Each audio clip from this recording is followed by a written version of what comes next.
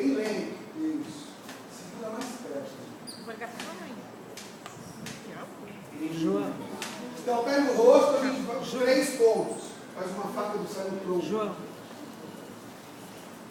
2 pontos. Mas bem lento. Segura o pezinho lá. Isso. 2 pontos. Agora faz um pé no rosto pulando. Um pouquinho mais longe.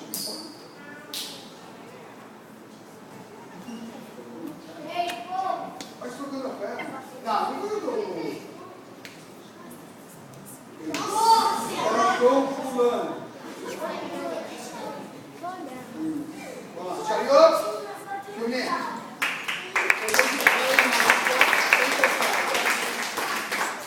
Então, a atividade de luta que a gente faz é assim.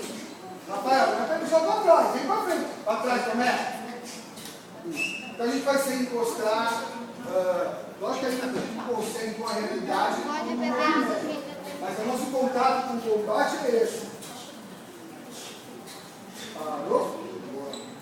Parou? Tá bom? Então, essa primeira saudação que a gente faz é um combinado, um contrato, um compromisso de respeitar a regra. Então, a gente, toda luta começa, toda apresentação de Ariel, a gente aceitou o compromisso. Então, faz a competição, essa é a grande ideia, né? Faz a competição, luta, vence, perde, não sei, Chariot, também. Aí eu agradeço essa saudação de agradecimento. Então, a ideia do combate do Taekwondo é acabar os 2 híbridos, a gente só que vença por fogo, essa é a grande ideia. Né?